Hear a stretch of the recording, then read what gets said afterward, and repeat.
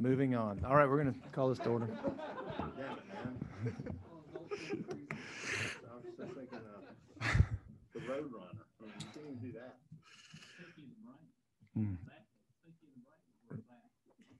Okay. After Martin's done trying to take over the world, we'll get this meeting started. Okay. Are we Arts and Entertainment, or are we Subcommittee? We are the Communications Subcommittee of the House Energy, Utilities, and Telecommunications Committee. And today we'll be hearing House Bill 328.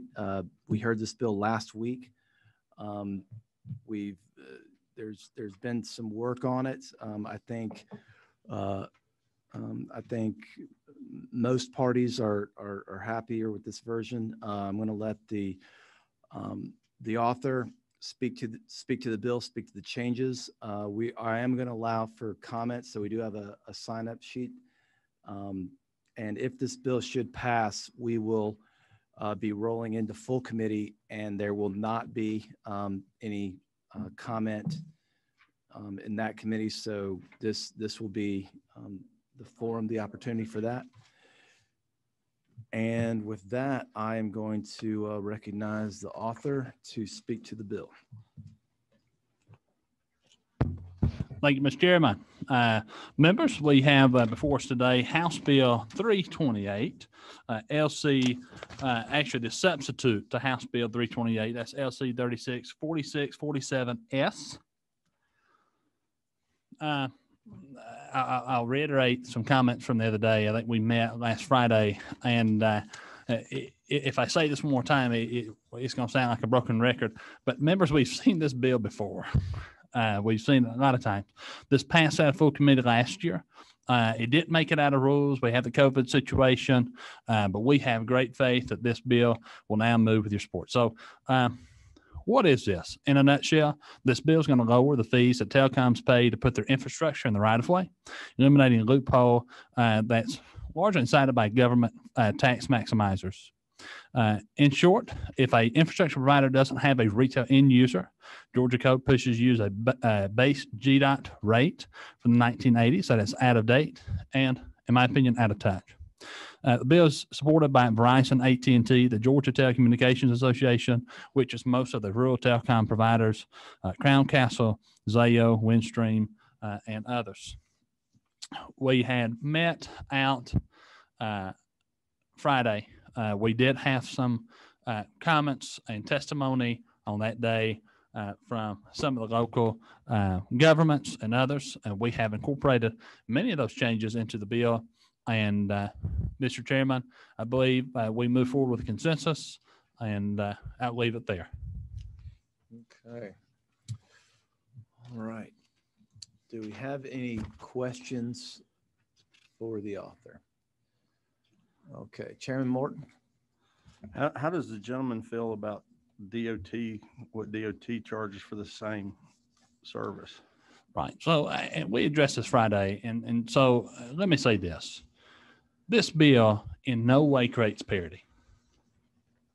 But what we're trying to do is we have an outlier, okay, an outlier who's paying more in regulatory fees in areas than they actually take in revenue, right? So when we talk about the industry as a whole, right, I think most of the industry would say we don't pay more in regulatory fees than we pay in actual revenue. So what we're doing is we're taking a outlier and we're bringing them within the mean, right, in a bubble that is a reasonable cost. This isn't perfect parity. On Friday, I also mentioned to those folks who have different representatives and different interests that I am fully committed to bringing a bill that achieves true parity, working with the Georgia Department of Transportation, all the different telecommunication providers, cable providers, and whomever else between now and then pops up and becomes a new industry. This is a very fluid and dynamic portion of our economy, and so we may have new folks who are contenders by then. Happy to bring that up, achieve that true parity, but that is not this bill. This bill is taking an outlier, bringing them back from what is several standard deviations from the norm, back within the mean, and saying, okay, we're at least getting some equity here. Not parity, but equity. The Mr. Chairman, if I may follow, but I don't want to belabor it because you did speak to it Friday. I heard it again last year. I have the same issues Yes, sir. this year as I did last year. We had a whole year to work on it. We're asking municipal governments to take less for their right of way, which I think, by the way, is more in line with what we should be doing. Sure, I agree. But if we're going to ask them to do that, I think we should do that as a state. I'm just going to, again, lodge my opinion or put my opinion on record that if $1,000 a mile in a rural area and $5,000 a mile in the suburban area is too much for municipalities to collect from these folks, it's too much from DOT to collect from these. Sure. I realize that takes revenue out of DOT, but and we have the budget, Mr. Chairman. I don't belabor it any longer. I just think I don't take issue with you bringing the rate down to something that's reasonable. I just think if we're going to ask other people to do it, we should participate in it as a state. Sure. And I don't disagree. I'm more than willing to shoulder that bill and bring those parties together, but it's got to be true parity. And that's, I think, it's a lofty goal, and it's something that we should all try for. And certainly we'll be trying that over the next couple of years. Thank you. Okay. Representative Moore. Thank you, Chairman, and Representative Montana. I do appreciate the fact that you took feedback from our last meeting and revisited the bill and made some changes, but I'm afraid this version still does not address some of my biggest concerns Sure. about this bill, Sure. Particularly about the rate. We did discuss the rate. I don't think that there was any consensus on what the proper rate should be. But I would like to echo what I believe Chairman Martin was saying, is that, I'm not sure that these rates reflect what they ought to be in the law, as we reconsider these rates. Sure. The DOT rates that are currently in effect have a tiered rate system of rural, semi-urban, and urban out of acknowledgement of the fact that there are different right-of-way upkeep costs involved in those different types Sure. of environments. The current rate, effectively breaks down to 95 cents per linear mile, whereas now you're proposing a rate of 5 cents per linear mile. That's So we're correct. going from 95 cents per mile per foot, to 5 cents per foot. That is That's right. a drastic change. That's right. And the cities and counties that we represent are going to feel that substantial change almost literally overnight. And so I was hoping that you would come back with something more in the range of perhaps 50 cents or maybe a tiered rate system, just as we have the tiered rate system under the DOT. So that is one of the reasons why I cannot in good conscience support the bill as it currently is.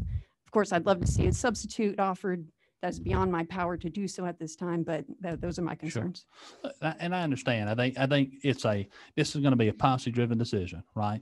We're probably not going to agree on the levels of fees. I see fees as taxes that's passed on to consumers. And when you're talking about the 95 cents a mile to the 5 cents a mile, we're talking about an outlier. And I think I want to reiterate that a 95 cent fee per mile is just an astronomical ask for these folks who are laying fiber in a state where you've got middle Georgia, North Georgia, Northwest Georgia, where I serve. We've got severe issues bringing fiber and putting it in the ground. And I couldn't ask on the flip side, in good faith, for a private company to invest that kind of money in fiber optics in the right of way, knowing that they're going to get bombarded with these kinds of fees. We've got Georgians who can't get online to register to vote. They can't get online to register for a vaccine. And let me be very, very honest. Internet is very important. And the steps we take now to democratize access to the internet is going to be important to Georgia in the next 2 to 3 decades. And so I'm going to do my part that I feel in my heart, for my constituents back home, to make sure that we have the broadest availability for broadband. And if that means cutting some fees, then I'm going to do it. But that's just a policy. It's just a policy difference. I appreciate that, Representative, and appreciate the input. I sure do. Absolutely. A follow-up, if I may. We're talking about establishing annual fees. So, I sympathize with the effort to get more broadband into rural areas and underserved areas. And, the governor had a big press conference the other week talking about his initiative to support, and subsidize rural broadband to get that critical service out to these homes. But this is about the maintenance. This is about once it gets there, how much, does it cost to maintain those right of ways, for the foreseeable future. So I would posit that what the governor has in mind in terms of getting the broadband to them and then the maintenance of the fees, the costs of which are incurred by the cities and the counties, which in turn is the taxpayers, is something that, the commercial companies that are going to profit off of that have to have some skin in the game on that. And to me, 5 cents is about as close to zero as you can possibly get. Sure. And I don't want to belabor it, and we're going to have a policy difference, but I think at the end of the day, and to Representative Hutchinson, we were having a conversation Friday about this. If I'm a business and I'm looking at putting, my utilities and infrastructure in the right of way, and the regulatory costs, just the actual, the maintenance costs and all that's prescribed by the state costs me more than I make in revenue, that's not a good business proposition. And that's not a cost of doing business per se. That is a cost that we are basically forcing down these innovators' throats. And so I want to be innovative. I want to make sure that we are kind of loosening the bonds and bringing more fiber to Georgia. And so again, we're going to have a difference on policy, but I do appreciate it. Several of the things I think we talked about are in the bill, and some aren't, just as a matter of policy difference. But I do appreciate it. All right, thank you. My one other follow-up comment is that Sure. I'm still concerned that this bill, as passed, would override the small cell fee bill that we passed last year as a body. I know you were absent for that vote, but it passed by near unanimous consent in the House. So, it's part of legislative construction that the bill that was passed the most recently is the one that governs. And so I do believe that this bill conflicts with that bill, and that concerns me.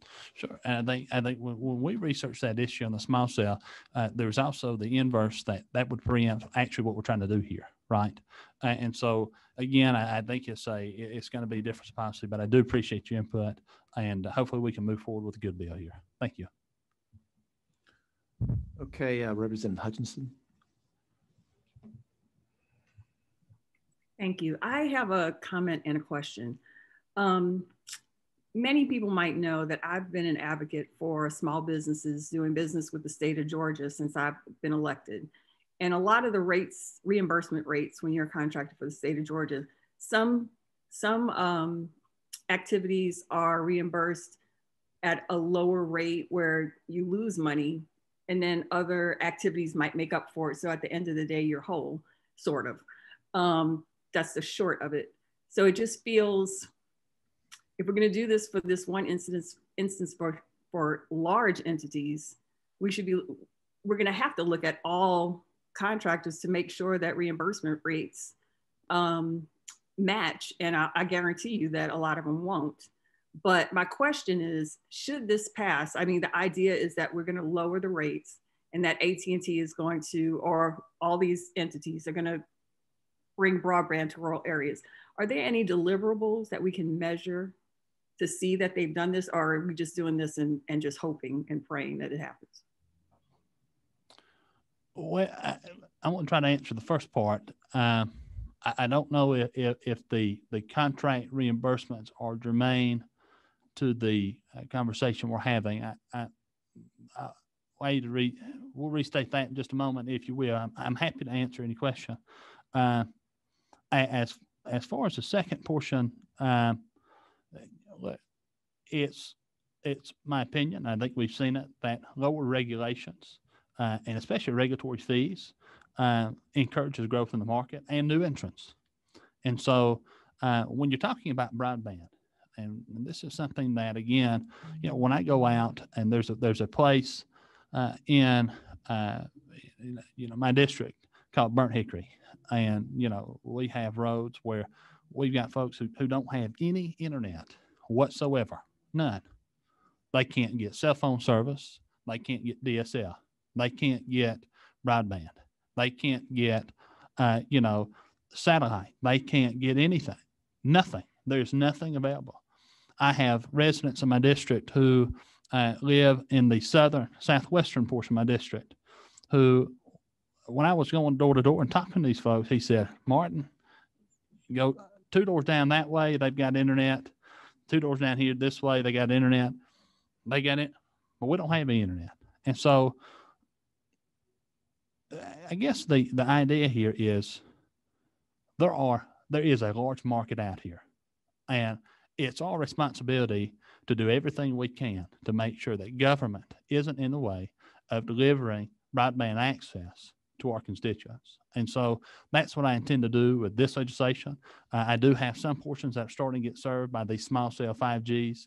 And it almost brought tears to a constituent's eyes when he sent me a screenshot of a speed test from his home where he had low latency above 100 megabit. He said, Martin, my kids can do their homework at the house.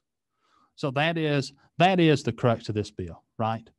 There's an unserved market, certainly in my district. I think in districts all over this great state. And we aim to make sure that we can get those folks connected. And for those important reasons, we talked about vaccines. We talked about registering to vote.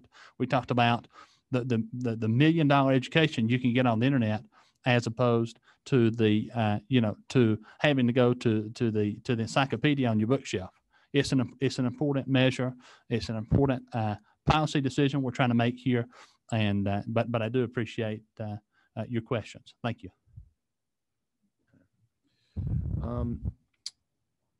So I've got two. Who's mic number 2? Okay. All right. Representative Singletary. I've got Chairman Martin and then you, and those are all the questions I have. And I don't have anybody who's signed up. So if there's anybody out in the hall that wanted to speak to the bill, they need to come in and let us know, because we're going to be voting on this shortly. Chairman Morton. Thank you. And to the representative, I do appreciate your passion for lowering the costs and getting internet to people. We've made an investment in that across the state. And I appreciate that passion. Yeah. But I just wonder how much of that area in between where broadband may be now and what you're talking about is municipalized, because well, let me make my point. I'm not going to convince you, and you're not going to convince me. That's so we just have to agree that. I agree with all the things you're saying about lowering the cost. My point is, if it's good to lower the cost, and when they're going through municipalities, isn't it true what your bill does is it lowers the cost going through a municipality? It does not lower the cost if they're on state right away. And if it is good to do, it's good for us to lower our state right away cost. And you said we'd do it next year or the next year. I've been down here for a little bit, and we've been trying to look at the overall use of the right of way and right size this for the last 15 years. And every time we do just one little piece of it, it takes a few folks that get out of the line to do the holistic thing that would actually bring it in. Sure. So I'd be with you 110% if we put our money where our mouth is as a state and lowered our rates to that as well. And, I guess my question is, do you agree with me on that you'd like to see that done? You just don't want to do it today, or don't have time to do it today? Yeah. So I'll say this. I know you've been here for a little bit. If you've been here for a little bit, I ain't been here at all. You know what I mean? So I've been here for a short amount of time and dealing with this issue. So I'll say this. I am totally committed to finding parity within the system. I've told different telecommunications providers between, whether it be cable or wireless or satellite or any of the above, that I'm absolutely happy finding that parity. That's going to require a large amount of input, right? That's GDOT and everybody else. What we're trying to address today is not parity. It just simply isn't. We're trying to bring an outlier that is several deviations from the mean back to the center. Make it reasonable, because if we look at this thing and we say, okay, as a business, just as a business interest. And I think I had this same analogy for Representative Hutchin the other day. If I have a peanut stand and I start my business and I say $100 worth of peanuts one day, and knowing that my regulatory, and the right-of-way fees are going to be, or the fees to run that business are going to be $125, I'm probably not going to open up said peanut stand, right? I'm not going to invest in the infrastructure because I'm not going to make any money, right? And so I think it's important when we talk about this, we don't look at this as a parity bill, because that's not what we're trying to achieve. We're trying to bring an outlier in, reduce those fees, and expand broadband access. Thank you. Okay. Representative Singleton, sorry. That's okay. Can you hear me? Thank you, Mr. Chairman. Thanks for reading this bill. I'll try to be very brief. I think I'm caught up on this. I know this is an issue that you've been dealing with. As a member that brought it, I thank you, sir.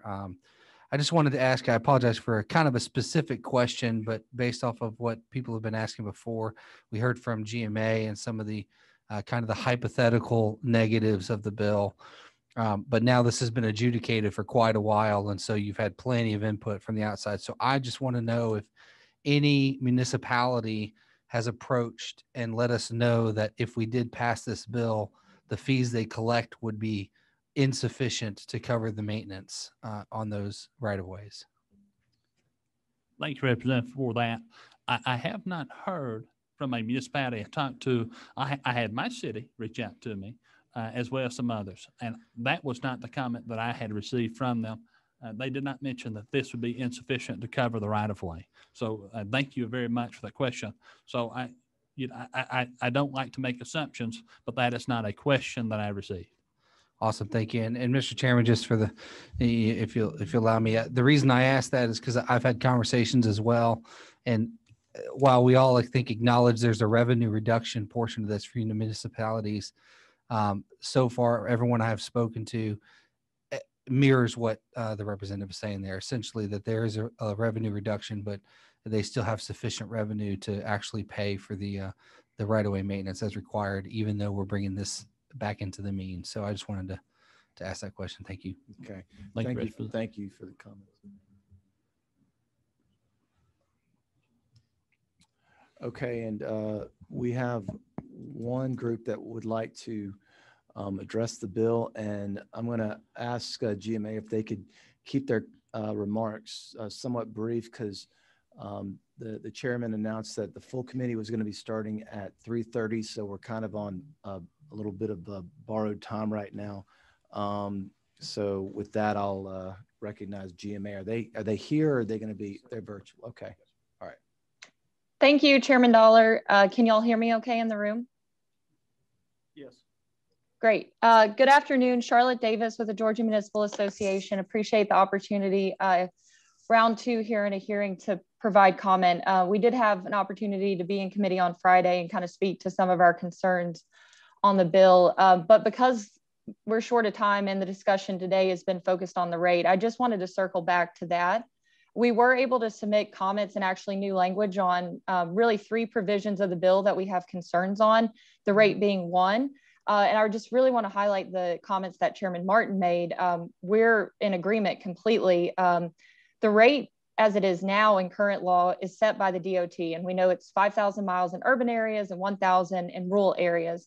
But like we stated on Friday, our concerns aren't necessarily about a rate reduction. We're actually facing a proposed rate reduction right now through a proposed board rule at GDOT, which lowers it to 50 cents per foot, which was the exact same figure that we have submitted to the industry and to the bill sponsor to be incorporated in this legislation to be in line with GDOT and within their right-of-ways.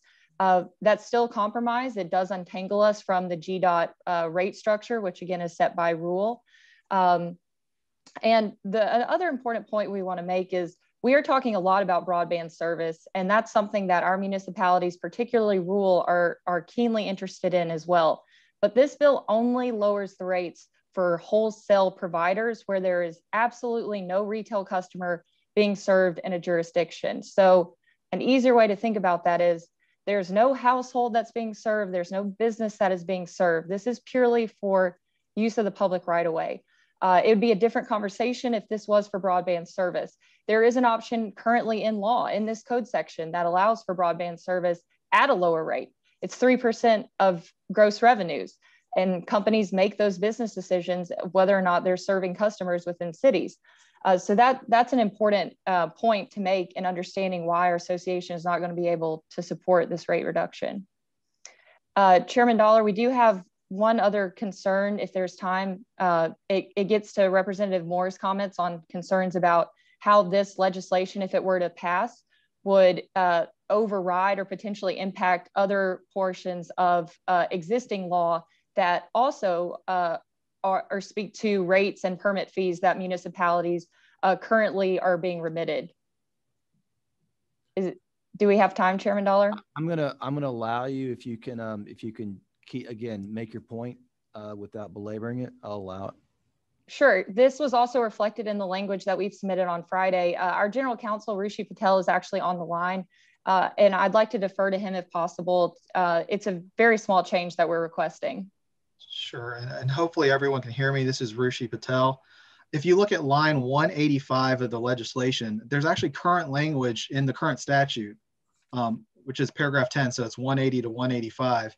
But I'm particularly looking at the clause on 185 that says, or any other provision of law regardless of nomenclature. And you might say that this is current language, but the issue here is 46-5-1 was enacted in 2008. And after the enactment of this law, in 2014, we had a whole chapter of the code in 36-66B that dealt with cell phone tower fees. And then obviously 2 years ago, this committee heard legislation on small cells, which is in Chapter 66C of Title 36, and allows local governments to charge fees for small cells. So we're talking about fees for small cells and fees for cell towers. And when you read paragraph 10, it says that any telephone company paying due compensation to a city under this provision that we're passing today, any telephone company paying due compensation under this is not responsible for paying any other fee under any other provision of law, regardless of nomenclature. So when you have a direct conflict of two laws, the most recent enacted law always controls. And so the small cell law and the cell tower law have been more recent for a while now. But if this were to pass, this paragraph would now say that telephone companies paying due compensation under this law do not have to pay any other fee under any other provision of law, regardless of nomenclature. And so our simple amendment ask is to strike at line 185, the comma, or any other provision of law, regardless of nomenclature.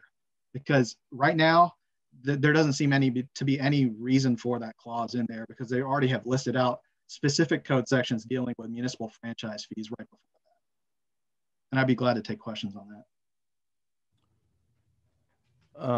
I don't see any questions. I'm going to allow, I'm going to ask the author to close us out, because we're about to take a vote on this. Yep. 11 or witness mic. Thank you, Mr. Chairman. Again, I think we've heard on this issue multiple times. Okay. I'm sorry. I thought that was your mic. Okay. Representative. Did you have a question back there? Okay. He waves. All right. You can go ahead. Yeah. Thank you, Mr. Chairman. So we've beat this issue down, and really I think have got it to a good place. And so I say this, we've heard a lot of testimony. I think this bill is going to help. These are complex bill. This is a very complex issue, and it's there's a lot of moving parts, and I think we've captured most of those moving parts, and I think we're ready to move forward with this bill and make broadband a little bit more accessible for Georgians. Thank you. Okay. All right. I'm going to ask staff here to, because we've got some people here and we've got some people who are virtual. Before I move forward, do we have any other comments or questions? Anybody? Okay. So I'm going to ask our staff Blake Doss to call the roll, and everybody just yay or nay on this, because I don't think a roll call. Oh, yeah, sorry. I'm a little rusty. I'll take a motion. Motion to pass by substitute. Do we have a second? Okay, second.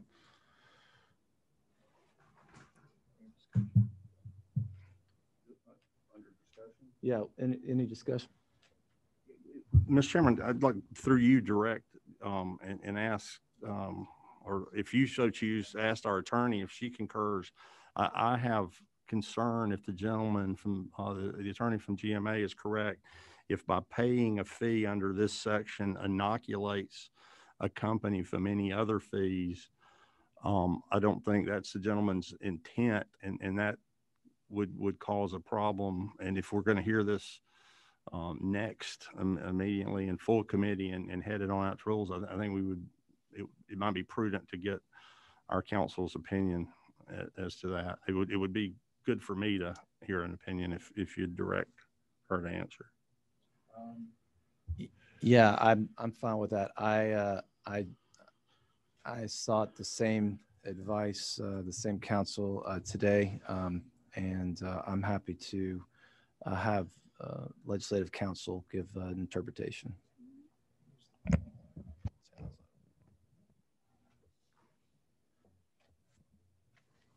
My reading of this provision is that it seeks to say that if you are paying the due compensation set forth in paragraph 9 or 19 of this subsection, that is in lieu of these specific types of fees that are mentioned, and then as well as any other provision of law. And so if there is any other fee out there that you want to make sure that they are going to pay, you would specifically mention that. Otherwise, I think that the fees that have passed since this time, that when this is reenacted and there is a change made in this particular paragraph, that this would override that.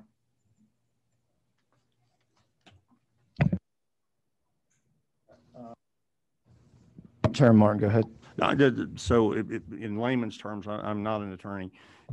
It would, in fact, inoculate. It is your understanding that if we did not specifically enumerate them in here, it could potentially inoculate them from any other fee that they would pay that is not specifically mentioned for them to continue to pay. This basically clears the deck when after the comma. Is that correct?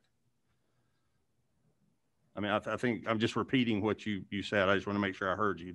This would inoculate them from any other fees that were, for instance, enacted in the last couple of legislative sessions that were not impacted prior to because this law was older. This code section was older. Yes. And because it says any other provision of law. Right. Well. But that was just to, again, non-lawyer here, just to be clear on that, that was in law before, but was not activated because the new laws were in fact passed after this. Now, if we pass this code section again, it becomes newer in the Georgia code, and it would then override fees put in place yesterday, last year, last session, correct? My reading of this is that this would override anything that currently exists. Yes. So, Mr. Chairman, I think this renders some of the fees that we've passed associated with small cell and tower locations would render them not due under this. And, you know, for that reason, I think we have some work to do there. I'm going to, the author is going to be recognized to speak to that. That's right. Thank you, Mr. Chairman. So let me address that thing. The idea in itself, if we don't pass a comprehensive reform and include all sections and all fees, then the opposite side of that is what's stopping a local municipality from creating a new fee or taxing in a different way? And I think that if we want to continue to be the number one state to do business, we want to continue to increase broadband access, that businesses who want to invest in our state need to know what all the cards are, that everything's laid out on the table, that they're not going to incur some type of mystery permit or mystery encroachment fee or mystery this or mystery that when they actually start delivering these services into the roadway. And so I think it's important, not that it's an or, hey, we need to go back and review this. It's important that that's in there because we need to make sure that these companies who are willing to invest millions into our right-of-ways can calculate the cost of doing business and know for a fact that Georgia is still the #1 place to do business. This is important. I just want to ask the question outright. If Company X under this bill is taking a broadband, a wire, if Company X is taking a wire through a city and they don't, on that wire, they don't have any customers in the city, but they do have retail customers otherwise that use a different wire, different conduit. They have a cell tower there. Does this not, if they pay a nickel under this, does this not render all those fees non-payable? That's the question I want to get. No, not that can they make up another fee and charge them. I'm worried about them becoming, the fees they currently own becoming immune because they drive a dark fiber broadband through a mile at the corner of a city. If the answer to that is no, then I'm fine. But I don't hear the answer. My understanding is in this bill, and I'm not the author, and I'm not a learned attorney. My understanding, as it's been explained to me, is that the fees that will be charged are enumerated in this, and this provision has been put in as kind of or has been put in as a protection for anything else that may pop up somewhere. And I'm comfortable with that, and I would agree with not to say whether the bill is good or bad, but I would agree with the author's assessment on that. Okay, we have a motion and a second. Who's mic 4? Okay. How many do you have? 1, 2. How many questions? 2? Yeah. We need to get this. We need to stay on schedule, but I will recognize. I'll recognize you, Representative Moore. Oh, thank you. Before we vote on the motion for this bill, I would simply like to move that we strike line 185 after the comma. Okay, is that in the form of a motion? Yes, I would like to move that we strike line 185 after the comma. Okay, we have a motion and a second. I will recognize you for that. I got a question, Mr. Chairman. Yes, go ahead. What number are you representing? I'm 1.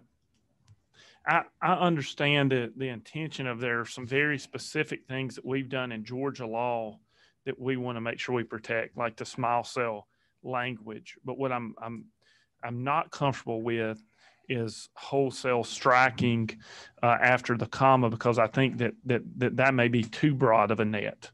Whereas if we're specifically trying to cover small cell fees, I think there may be an opportunity to capture that without striking out any fees that cities have and municipalities have tried to backdoor. And while I share a sentiment of possibly trying to make sure that the small cell fees are covered, I'm not supportive of wholesale trying to strike the language after the comma, because I think it would still allow for the exact kind of behavior that we're trying to prevent in this bill. It's the catfish, Mr. Chairman. I agree. That's why I'll have to oppose it. Well, I agree, but I'm gonna let us vote on it. I said I agree with the author's interpretation of what is trying to be achieved in that. I know that he made concessions because I sat in the room after the last meeting, and I think that a lot of the most of the concerns were addressed. This is one that that it was felt was reasonable and proper, but let's go ahead and vote it up and down, and then we'll figure out where we go from there. So we have a motion and a second. The amendment, correct, Mr. Chairman? Sorry? Amendment. This is only on the amendment. And I believe it's, we vote on that now, and then based on that, we'll vote on the substitute.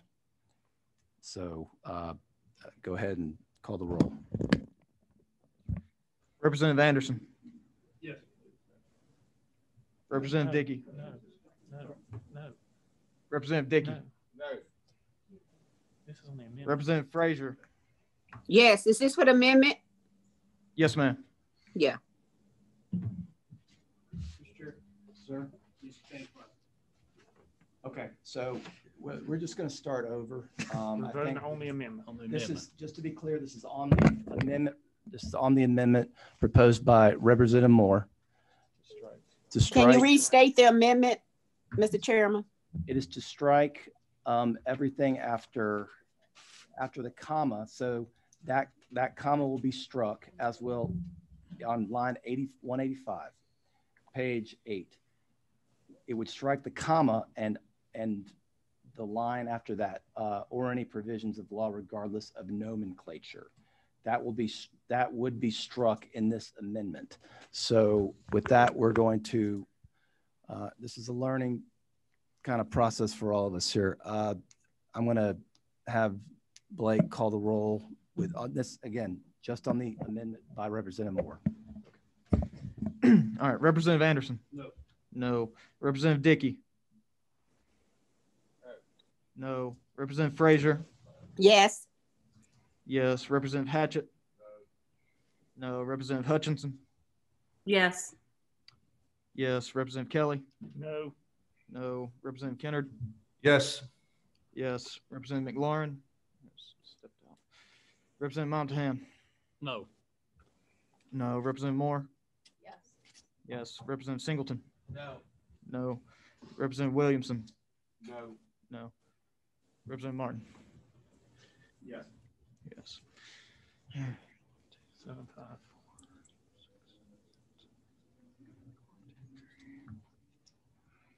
5-7, it loses. Okay, so the amendment has failed.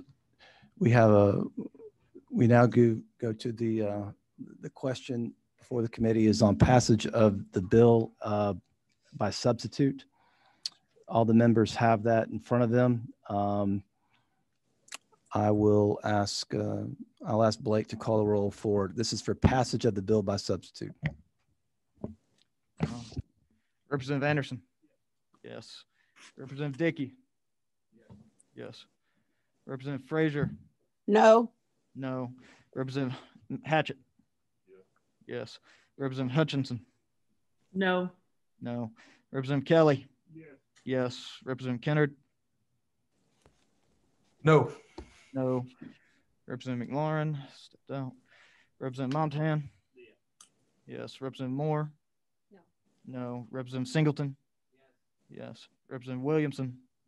Yes. Representative Martin. Yes.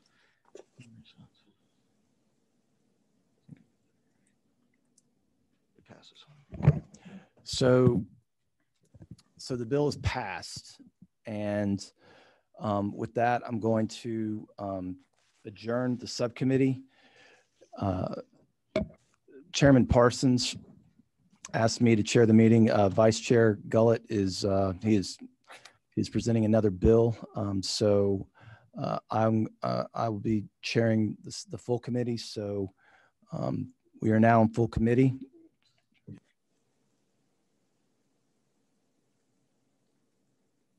So this is gonna take a minute. We've got to clear that Zoom. We've got to get another. We've got to get the fresh Zoom up. So how long? Let's just take 5 minutes, and we'll meet back here at a little bit before 4. Thanks. Mr. Chairman, Yes, ma'am. do we need to go off of this one and come on the new one? That's my understanding. Blake? Yes, ma'am. Okay. All right.